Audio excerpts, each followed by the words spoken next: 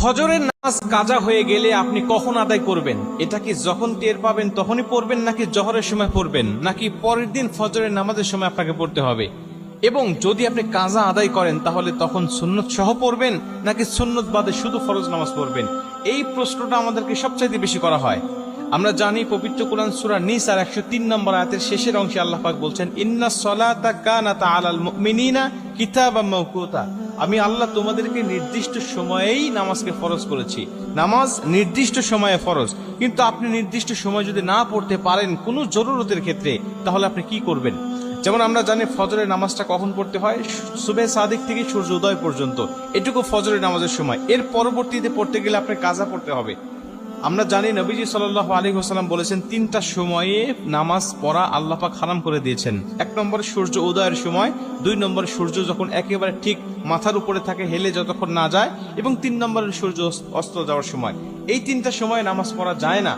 এবং রাসূল সাল্লাল্লাহু আলাইহি ওয়াসাল্লাম বলে দিয়েছেন যে যদি ঘুমের কারণে অথবা যে কোনো বেখিয়ালি হয়ে যদি নামাজটা তোমার ছুটে যায়, নামাজটা যদি জাস্ট টাইমে না পড়তে পারো, তাহলে যখন তোমার স্মরণ হবে ঠিক তখনই তুমি নামাজটা আদায় করে নেবে। তোমার ফজরের নামাজ কাজা হয়ে গেছে, তুমি ঘুমের কারণে টের পাও নাই, 8টা বেজে গেছে, 9টা বেজে গেছে, এখন তুমি জোহরের নামাজের জন্য অপেক্ষা করবে না। জোহরের নামাজের জন্য অপেক্ষা নয়, তুমি তখনই উঠে তুমি নামাজটা আদায় করে নেবে। এখন তুমি নামাজটা কিভাবে পড়বে? 2 রাকাত সুন্নত সহ নাকি শুধু ফরজ পড়বে? রাসূল সাল্লাল্লাহু আলাইহি ওয়াসাল্লাম বলেন, ফজরের নামাজের 2 রাকাত সুন্নতের গুরুত্ব কত বেশি জানো? আম্মা জানা আয়েশা বলেন যে সমস্ত দুনিয়া এবং দুনিয়ার মধ্যে যা কিছু আছে সবকিছুর থেকে ফজরের নামাজের 2 রাকাত সুন্নতের দাম আল্লাহ পাকের কাছে অনেক অনেক বেশি। এবং নবীজি অন্য একটা হাদিসের মধ্যে বলেন যে তোমাদের ঘোড়া যদি ছুটেও যায়, তোমাদের ঘোড়া যদি চলেও যায়, তারপরেও তোমরা 2 রাকাত নামাজ ছেড়ে দিও না, এই 2 রাকাত সুন্নত নামাজটা তোমরা আদায় করবে। এই হাদিস থেকে বোঝা যায় ফজরের নামাজের গুরুত্ব অনেক অনেক বেশি।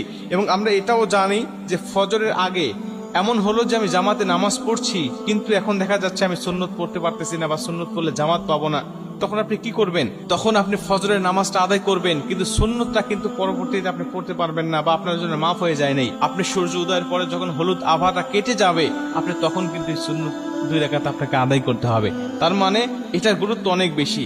এই হাদিসগুলো থেকে আমরা বুঝতে পারি যে আমি যখন কাজা পরবর্তীতে নামাজ আদায় করব ঘুম থেকে ওঠার পরে, 8টা হোক বা 9টা হোক, তখন কিন্তু আমাকে 2 রাকাত সুন্নত সহই নামাজটা আদায় করতে হবে, শুধু 2 রাকাত পড়লে হবে না। কিন্তু যদি এমন হয় যে আপনি জোহরের আগে আর পড়তেই পারলেন না, জোহরের পরে আপনি এই ফজরের নামাজটা আপনি কাজা তুলতে হচ্ছে যে কোনো কারণে, তাহলে জোহরের পরে যদি হয়ে যায় তখন আর আপনার এই 2 রাকাত সুন্নত পড়তে হবে না। এই 2 রাকাত সুন্নত তখন আর আপনাকে কাজা আদায় করতে হবে না। কিন্তু জোহরের আগে যদি হয় তাহলে আপনাকে অবশ্যই পড়তে হবে। প্রিয় ভাইরা আমার, এটা কিন্তু জরুরতের ক্ষেত্রে 2-1 দিন